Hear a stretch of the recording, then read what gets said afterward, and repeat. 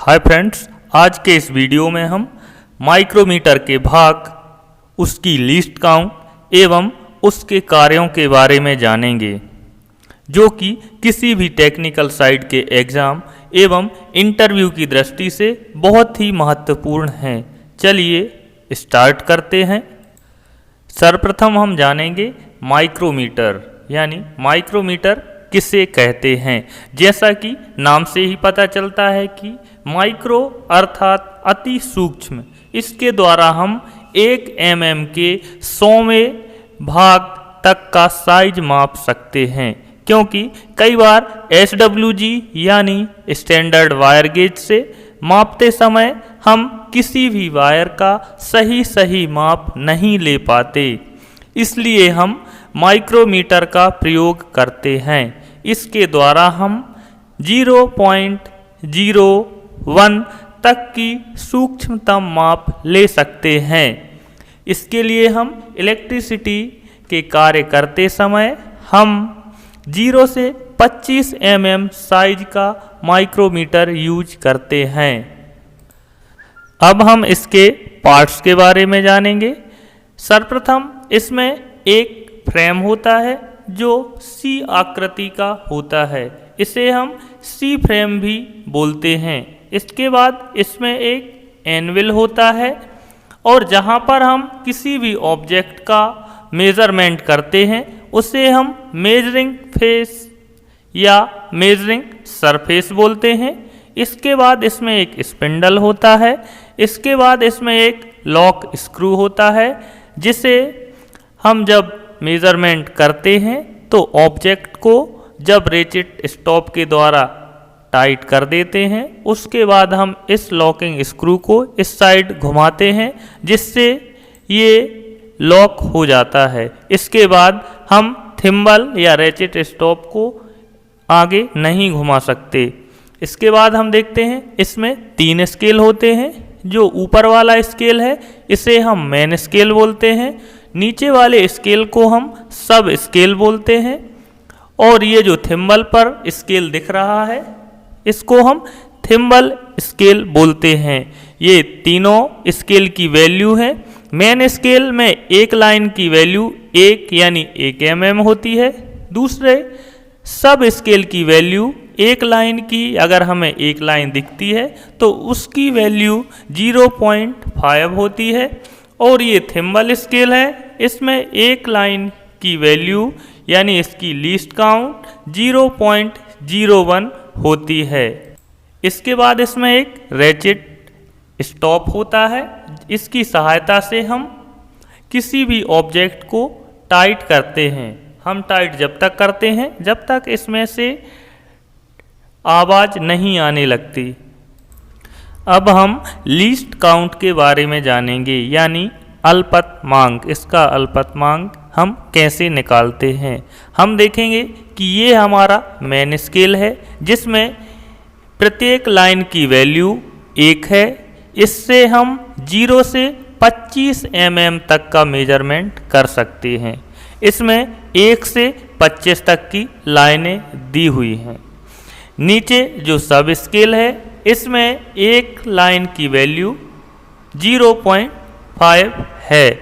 इसके बाद हम देखेंगे ये थिम्बल स्केल है। थिम्बल स्केल में एक लाइन की वैल्यू यानी एक लाइन से दूसरे लाइन की दूरी 0.01 है। इधर हम देखेंगे पिच, ये इसको एक लाइन से दूसरे लाइन की दूरी को हम क्या बोलते हैं, पिच बोलते हैं। हम देखेंगे कि जब हम थिम्बल स्केल को घुमाते हैं तो हम देखते हैं कि थिम्बल स्केल का पैमाना 0 से 50 तक है, और इसकी पिच, सब स्केल की पिच 0.5 है। तो हम 0.50/50 करेंगे तो इसकी लीस्ट काउंट निकल के आएगी। हम देखते हैं कि जब हम इस थिम्बल स्केल को घुमाते हैं तो ये 0 से 50 तक जब हम इसको पूरा घुमाते हैं तो ये एक लाइन से दूसरे लाइन की दूरी, जिसे हम पिच बोलते हैं, तय करता है। या हम इसे आगे घुमाएं या हम इसे पीछे घुमाएं। जब ये 0 से 50 तक ये रोटेट करता है तो ये एक लाइन से दूसरे लाइन तक पहुंचता है, जिसे हम पिच बोलते हैं। इसमें एक पिच का मान 0.5 है और इस पैमाने का मान 50 तक है। तो हम 0.5/50 करेंगे तो हमारी लीस्ट काउंट 0.01 आएगी। अब हम इसके कार्य के बारे में जानेंगे। इसके द्वारा हम किसी भी ऑब्जेक्ट की लेंथ, डायामीटर एंड थिकनेस निकालते हैं। अब हम इसका मेजरमेंट देखेंगे कि हम किसी भी ऑब्जेक्ट का माइक्रोमीटर के द्वारा कैसे इसका मेजरमेंट करते हैं। हम किसी भी ऑब्जेक्ट को इसके मेजरिंग सरफेस पर ले जाकर इसको पहले तो थिम्बल की सहायता से टाइट करते हैं। जब वह थोड़ा टाइट होने लगता है तो हम उसे रेचिट स्टॉप के जरिए टाइट करते हैं और हम इसको टाइट तब तक करते हैं जब तक कि रेचिट स्टॉप से चिट चिट की आवाज़ ना आने लगे। अब हम इसका स्केल पढ़ेंगे।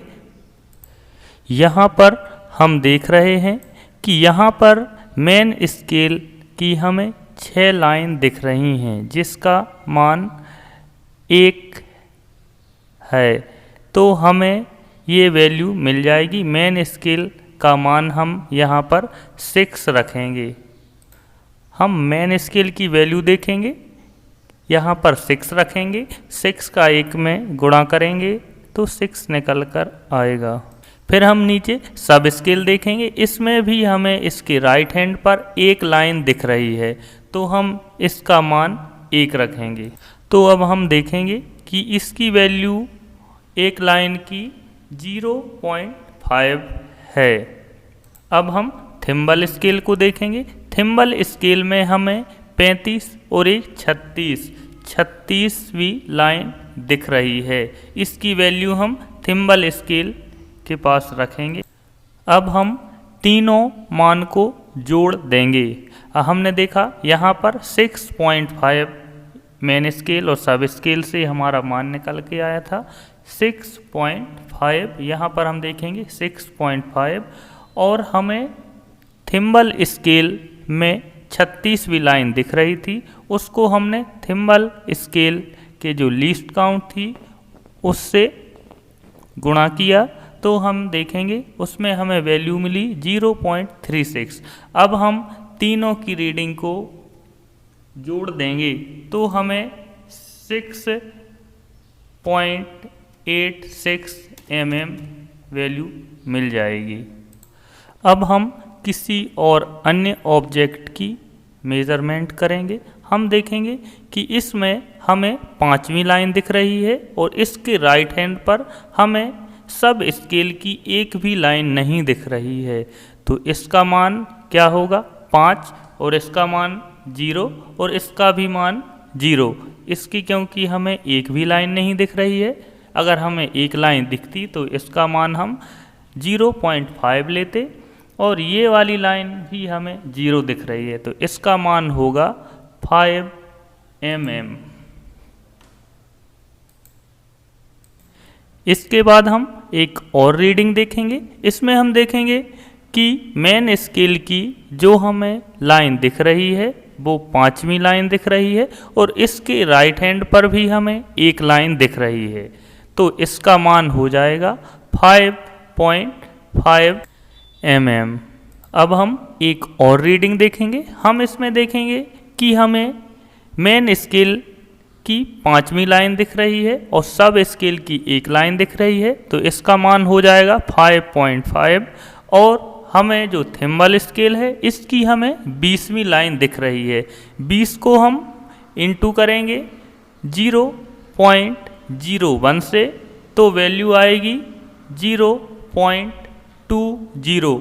इसको हम इसमें जोड़ देंगे तो हमारी जो रीडिंग आएगी वो आएगी 5.72 0 mm। इसी तरह से हम किसी भी ऑब्जेक्ट की लेंथ, उसका डायामीटर और उसकी थिकनेस निकाल सकते हैं।